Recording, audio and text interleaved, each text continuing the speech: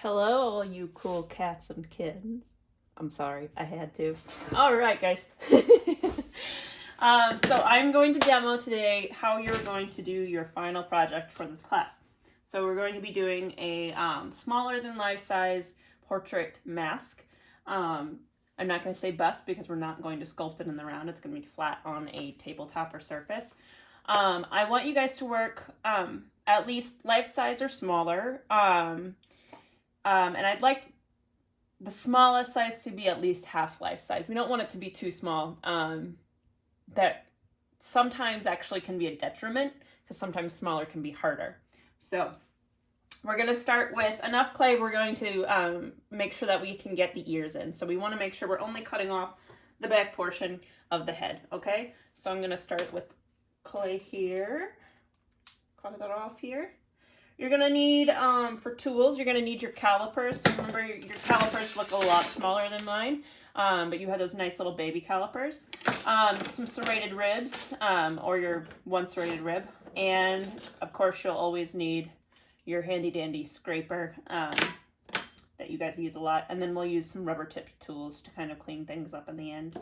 But this demo is going to be a little bit longer than our typical demo just because we're sculpting an entire face here. There's a lot more we have to take into account. Okay.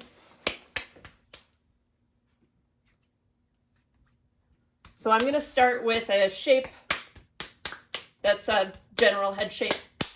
Nothing too crazy. And you don't have to work with your board props up like this. I choose to because it's nice to just be able to look your piece straight into the face instead of looking over the top. The only thing I have here, I screwed a board into another thicker board here just so I could give it a little bit of a plank to rest on. But you don't need to do that. It's just a little extra something I did. But you can just tilt it up against something that's heavy enough to hold it up. Use a little clay to brace it. Nothing fancy. Just a real quick way to make yourself a little bit of a board or a place to work off of. Okay. If you do work like this, make sure you add a little water to your board. The clay will stick nicely that way. Okay.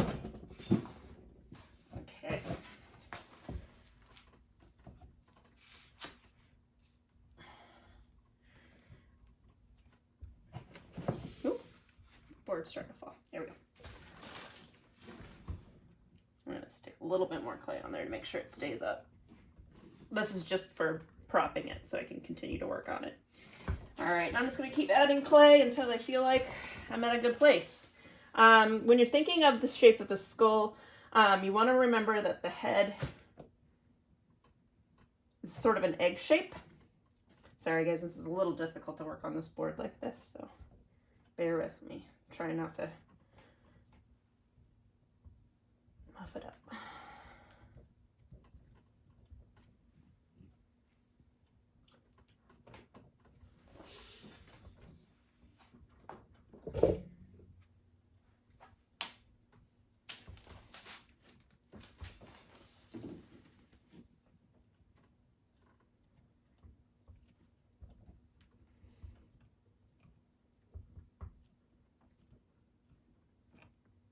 So you can see I'm trying to define that skull shape.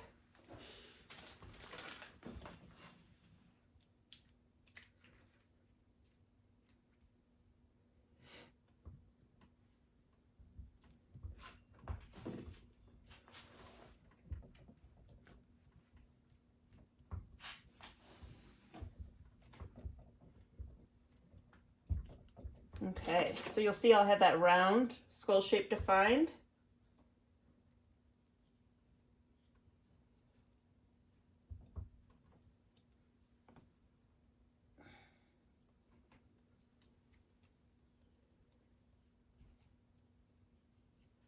Okay. Then I'm going to take another hunk of clay here that's kind of shaped in a bit of a triangular or trapezoid shape to create that bottom jaw. Okay.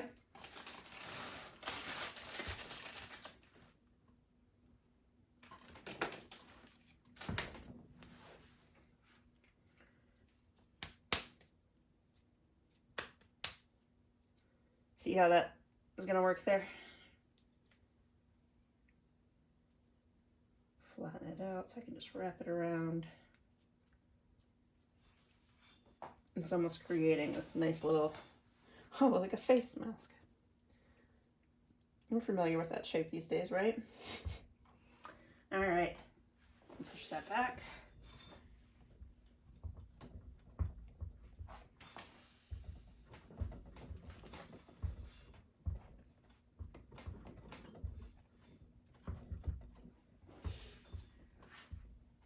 It's already looking like a head.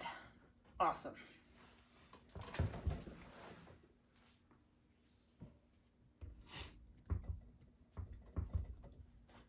You'll notice also, forgot to mention, I have a mirror here right in front of me so I can sit here and stare at myself while I sculpt myself, okay? That's going to be the best bet. Do not try to sculpt from images. Typically, they'll flatten quite a bit. And there's really no reason for you to be sculpting from images if you're sculpting yourself. You can get a mirror for like $1 at the dollar store typically. Not sure if that place is still open right now. But you might probably have like a little handheld mirror or something handy. I always have a couple around the house just because I love looking at myself. Just kidding. All right.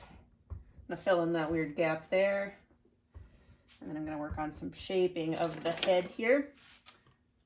Find that roundness of the skull.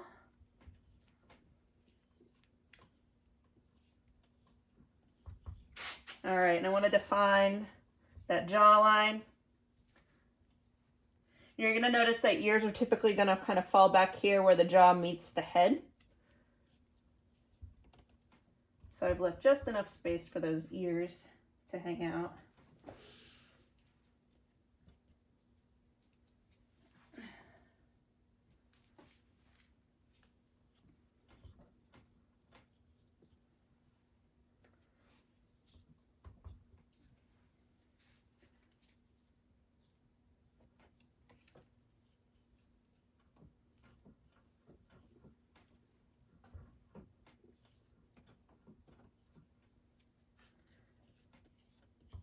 All right, so I've got my face shape already, okay?